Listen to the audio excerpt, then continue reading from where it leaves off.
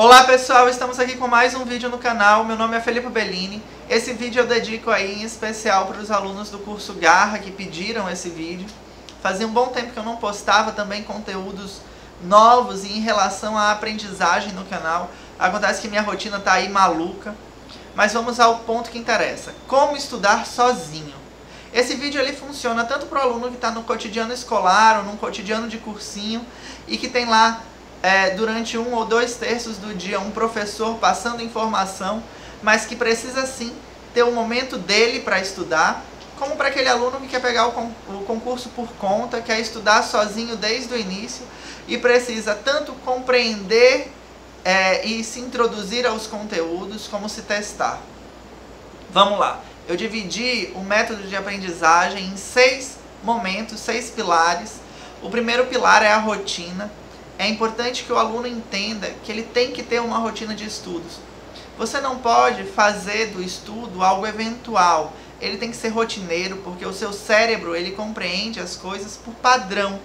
Então, se você tem uma rotina, se você tem um padrão, se o seu cérebro entende que durante um determinado horário do dia você vai parar para aprender, ele tende a funcionar melhor e sintetizar melhor o conteúdo e as fórmulas de aprendizagem. É importante, então, ter um padrão de rotina mesmo. Acordar no horário certo, dormir tantas horas por dia, almoçar em horários certos e parar durante um momento do dia, 1, 2, 3 horas, para meter a cara nos livros, para se testar, porque se você faz isso todos os dias, o seu cérebro tende a compreender melhor. A gente diz que a rotina, então, é dividida em 3 momentos, né? O autocontrole, no qual você não cede às tentações cotidianas, você tem o autocontrole de estudar todo dia e de não desistir, não se dispersar. A disciplina, no qual você vai ter todo dia uma progressão de conteúdo e naquele momento em que você para estudar, você vai se focar realmente no que é necessário. E o horário de estudo, no qual você vai ter aí diariamente um momento e vai fazer com que o seu cérebro compreenda que aquele momento é importante e ele vai acontecer sempre. O segundo pilar, então, são as condições de estudo.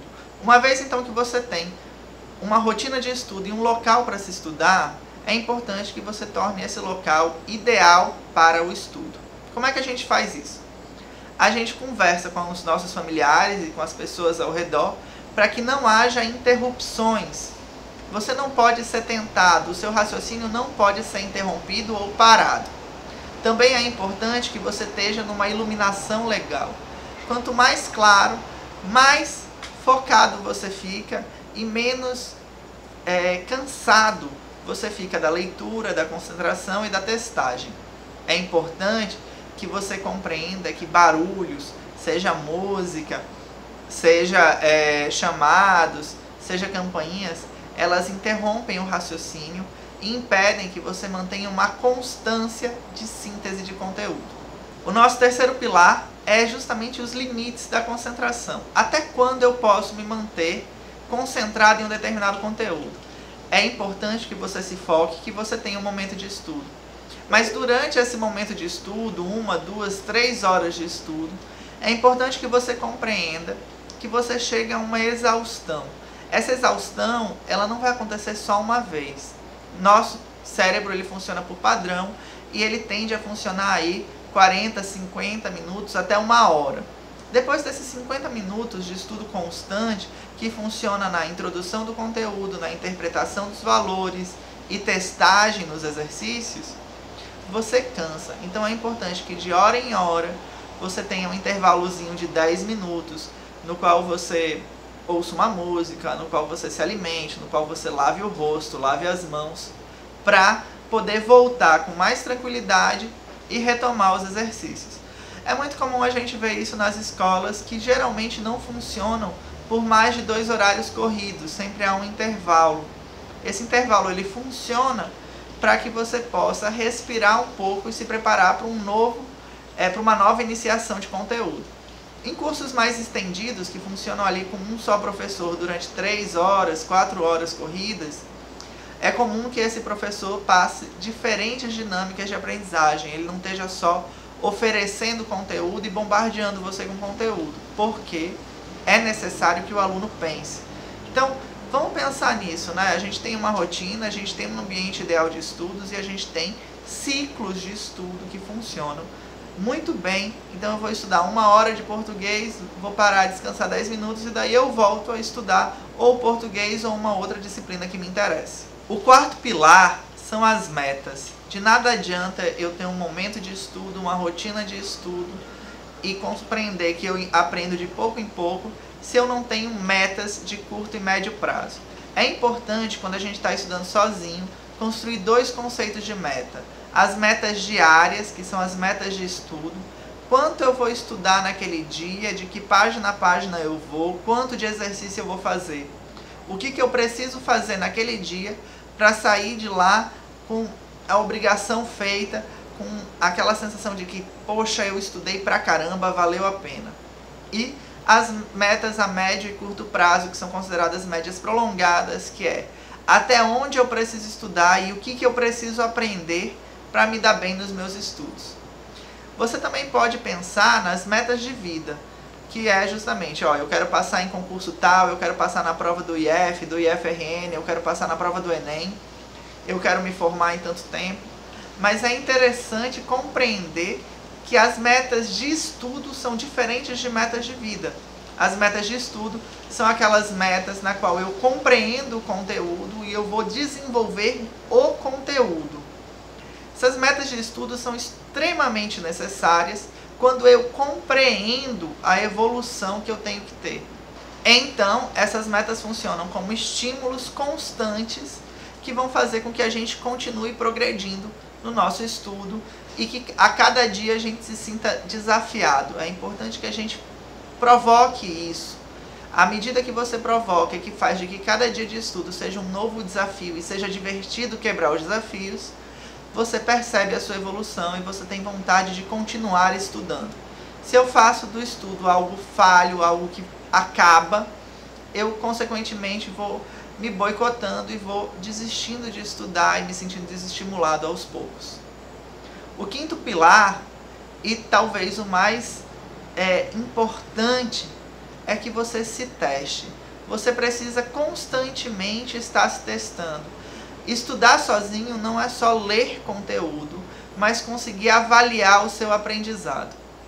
É importante dizer aqui que existem 3 métodos de aprendizado, que são as testagens. As testagens práticas funcionam muito bem com questões objetivas, palavras cruzadas, exercícios práticos e rápidos, exercícios de fixação, memorização.